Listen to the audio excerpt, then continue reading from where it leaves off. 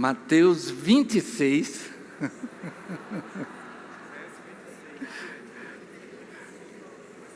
de 26 a 30. Perdão aos irmãos, mas agora continuando a leitura, e até aqui o Senhor Jesus apresenta esses dois elementos, pão e vinho, representando seu corpo e o seu sangue. A partir do versículo 36, então nós lemos: em seguida foi Jesus com eles a um lugar chamado Getsêmani e disse a seus discípulos: assentai-vos aqui enquanto eu vou ali orar. E levando consigo a Pedro e aos dois filhos de Zebedeu, começou a entristecer-se e a angustiar-se. Então lhes disse: a minha alma está profundamente triste até a morte. Ficai aqui e vigiai comigo. Adiantando-se um pouco, prostrou-se sobre o seu rosto, orando e dizendo: meu Pai, se possível, passe de mim este cálice, todavia não seja como eu quero, e sim como tu queres. E voltando para os discípulos, achou-os dormindo, e disse a Pedro: então, nem uma hora pudestes vós vigiar comigo? Vigiai e orai, para que não entreis em tentação. O espírito, na verdade, está pronto, mas a carne é fraca. Tornando a retirar-se, orou de novo, dizendo: meu Pai, se não é possível passar de mim este cálice sem que eu o beba, faça-se a tua vontade. E voltando, achou-os outra vez dormindo, porque os seus olhos estavam pesados. Deixando-os novamente, foi orar pela terceira vez, repetindo as mesmas palavras. Então voltou para os discípulos e lhes disse: ainda dormis e repousais? Eis que é chegada a hora, e o Filho do Homem está sendo entregue nas mãos de pecadores. Levantai-vos, vamos, eis que o traidor se aproxima. Vamos orar. Senhor Deus, louvamos o Teu nome, Pai, e agradecemos por esta hora, este momento de celebração da nossa possibilidade de comunhão contigo pelo sacrifício de Cristo na cruz em nosso lugar. Fala a nós nesta hora pela Tua palavra, com a mediação do Teu Santo Espírito em cada um de nós, em nome de Jesus. Amém. Amém.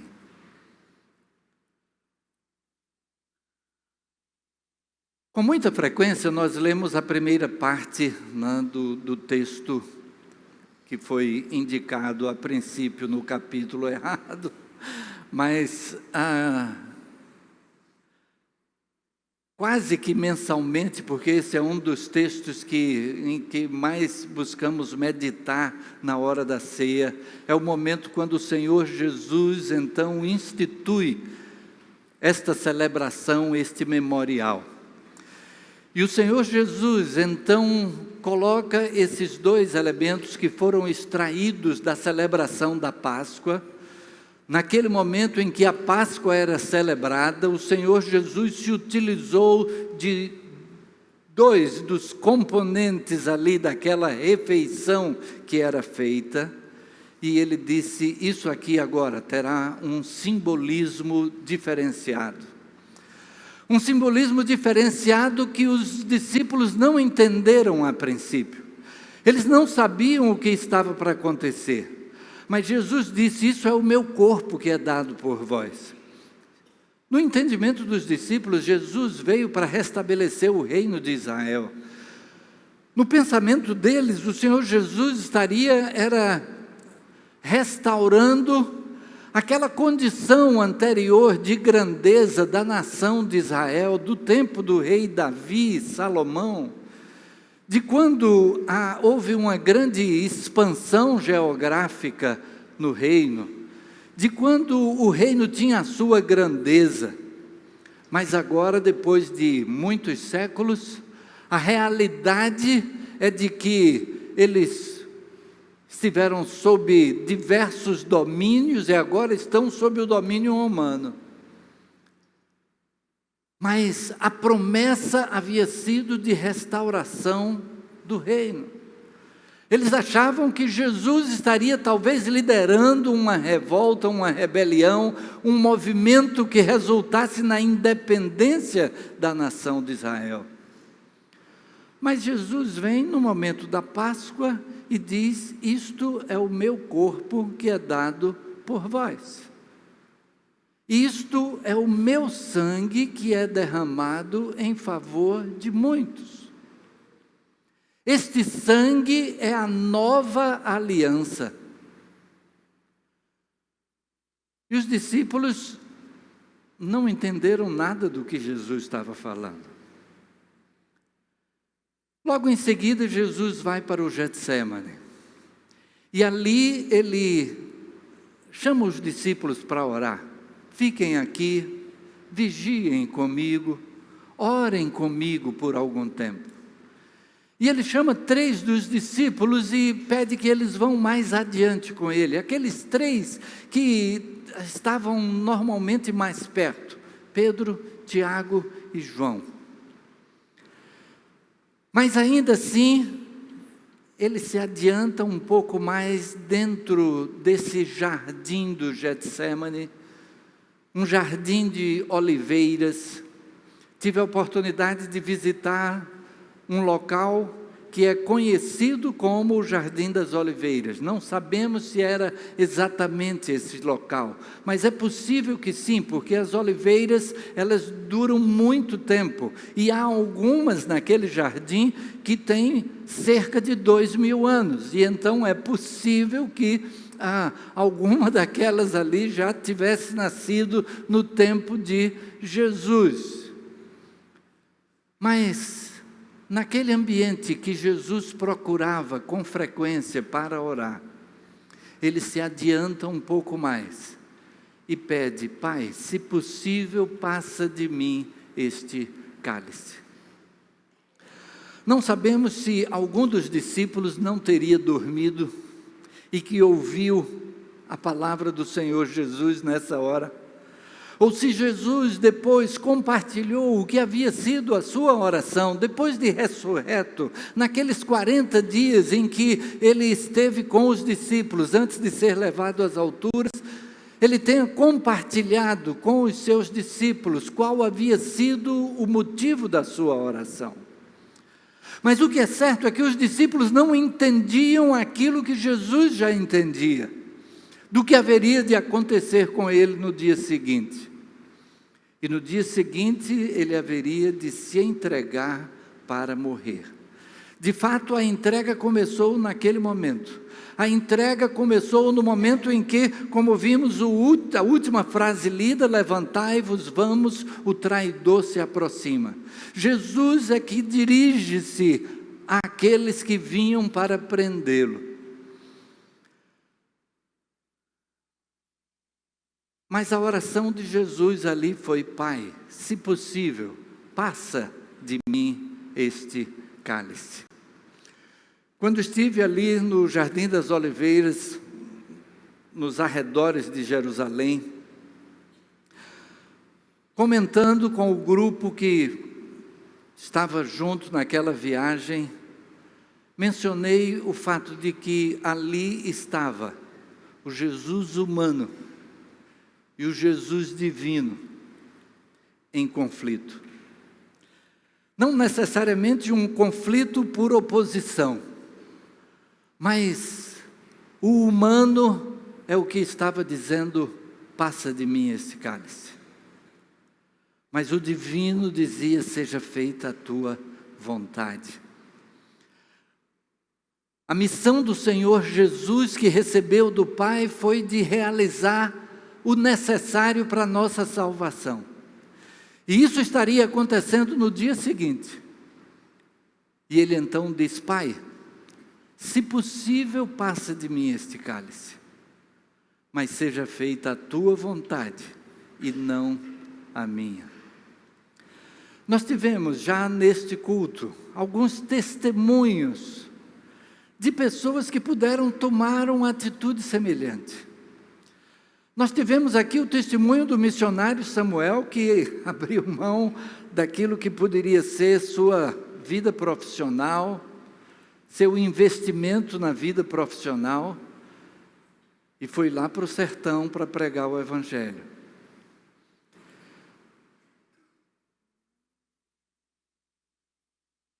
Talvez internamente, na hora da tomada dessa decisão, tenha vindo uma dúvida semelhante.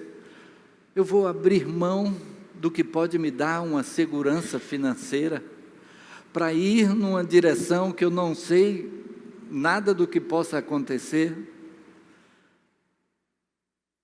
Mas a palavra final foi: seja feita a tua vontade.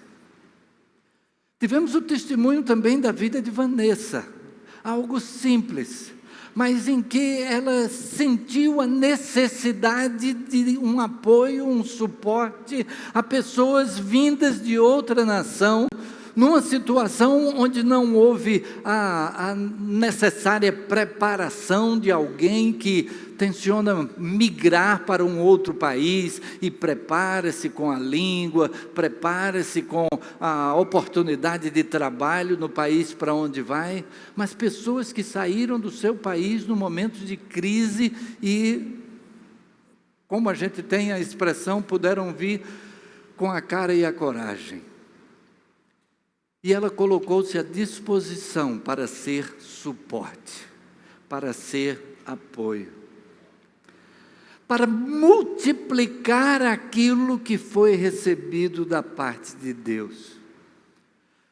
Tudo aquilo que nós temos, tudo aquilo que somos foi recebido da parte de Deus. E a gente tem a oportunidade de talvez utilizá-lo somente para nós. Ou a gente pode multiplicar o alcance daquilo que já foi recebido da parte de Deus. E quando Deus chama, quando Deus coloca uma ideia na mente, é porque Ele tem um propósito maior à nossa frente. E nada é tão valioso como abrir mão do que pudesse ser o nosso interesse pessoal, em função daquilo que Deus coloca como missão para nós. Talvez pudéssemos pensar ao contrário, e vale a pena, antes de fazer esse contrário, mencionar que o que Deus coloca diante de nós não quer dizer que necessariamente vai ser como o chamado na vida de Samuel, que abriu mão da sua profissão, de uma formação superior e trabalho e etc., para uma missão específica que Deus chamou. Pode ser dentro da sua profissão.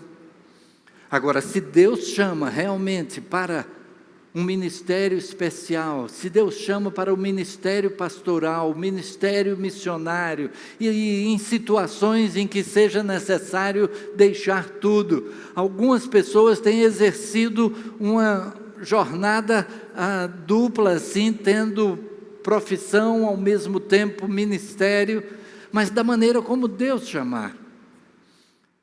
No chamado que eu recebi de Deus, entendi na hora do chamado que era abrindo mão da minha profissão.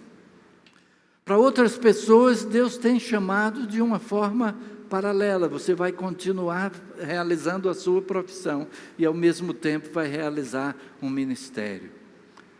Da maneira como Deus chamou. Mas agora, contrariamente, como ia dizendo, não quer dizer que tenha que ser neste sentido de abrir mão da profissão, pode ser dentro da profissão, naquilo que Deus já tem lhe dado e para compartilhar com outros. Compartilhar o serviço, como a Vanessa fez. Compartilhar conhecimentos também, como Vanessa fez, aquilo que de preparo na sua formação ela recebeu na nossa língua materna, o português, colocando à disposição de quem precisava de alguma orientação. Pode ser dentro daquilo que Deus lhe dá de sucesso, vamos dizer assim, econômico, financeiro. Saber que cumpre-se também aquilo que o apóstolo Paulo escreve quando diz: aquele que furtava não furte mais, antes trabalhe para que tenha o que repartir com o que tiver necessidade. E aquilo que Deus coloca na nossa mão não ser só para o nosso usufruto, mas para abençoar outros também, multiplicando o alcance daquilo que Deus nos dá. Agora podemos pensar que dentro daquela crise interior que esta oração revela, o desejo de que seja poupado do sofrimento do dia seguinte, mas ao mesmo tempo o entendimento da importância da missão. Nós podemos pensar que se naquele momento tivesse prevalecido o lado humano, que seria de nós? Imagine se naquela hora Jesus dissesse para o pai: Pai, sinto muito, mas é muito duro o que me espera amanhã. Mas ele disse seja feita a tua vontade. O que é que Deus tem falado ao seu coração, ao meu coração? O que é que Ele tem colocado como desafios? O que é que Ele tem colocado como oportunidades nesse compartilhar daquilo que Ele já nos entregou? Do compartilhar no conhecimento da mensagem de salvação em Jesus Cristo, do compartilhar em serviço, em expressão de amor, para que por meio disso até possa compartilhar a mensagem do Evangelho. De que forma a nossa vida pode estar nas mãos de Deus?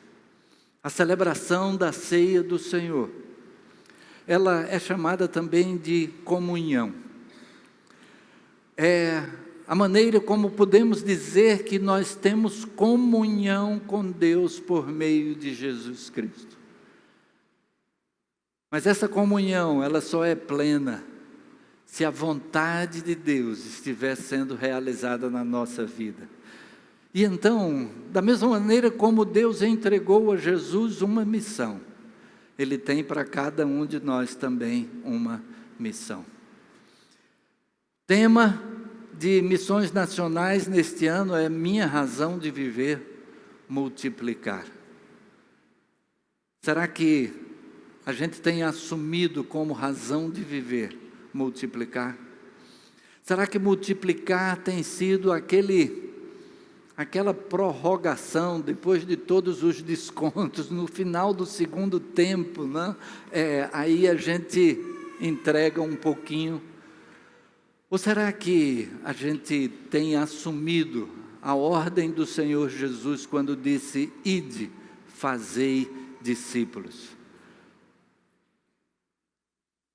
E ele, na oração sacerdotal para o Pai, ele disse: como tu me enviaste, eu vos envio. Ele veio e ele fez discípulos.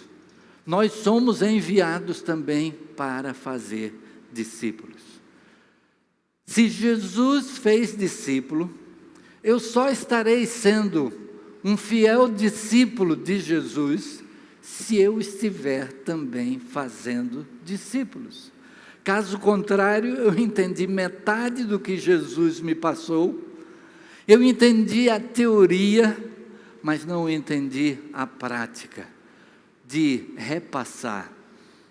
E é isso que o apóstolo Paulo vai dizer também a Timóteo: aquilo que da minha parte ouviste, transmite-o a homens fiéis e idôneos, para que também o transmitam a outros. A mensagem do Evangelho chegou até nós, porque pessoas assumiram diante de Deus o compromisso de levar adiante essa mensagem. O conhecimento do sacrifício de Jesus na cruz, em nosso lugar, veio em função de que Jesus cumpriu com a sua missão. Pessoas ao longo dos séculos cumpriram com a sua missão. E estamos escrevendo então o capítulo 29 do livro de Atos. Até o capítulo 28, está tudo que foi a proclamação do Evangelho até a prisão de Paulo em Roma. Capítulo 29 tem sido escrito desde então.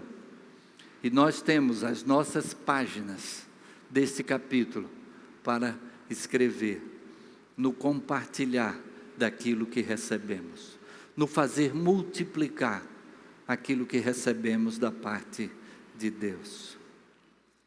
A ceia do Senhor é a expressão da comunhão que temos com Deus pelo sacrifício de Jesus. Ela cabe então a cada um que já deu o seu testemunho de que morreu para a vida velha, ressuscitou para uma nova vida onde Jesus é Senhor. Entregou a sua vida nas mãos de Jesus. Convidamos então a todos os membros de igreja evangélica que pelo batismo deram esse testemunho de sepultamento para a vida velha, ressurreição para uma nova vida com Jesus, para participar desse momento de ceia. O pão continua sendo pão, o vinho continua sendo vinho. Mas eles formam agora instrumentos através dos quais nós testemunhamos a nossa fé em Cristo, de que nós temos essa comunhão com Deus por meio de Cristo. E que a nossa vida seja assim também, um testemunho desta mensagem. Todos aqueles membros de igreja evangélica em comunhão com sua igreja são convidados a participar desta celebração, e convidamos aqueles previamente orientados para a distribuição dos elementos para virem à frente. Convido o pastor Arquimedes e o pastor Júlio para estarem comigo aqui à frente, enquanto será feita a distribuição desses elementos.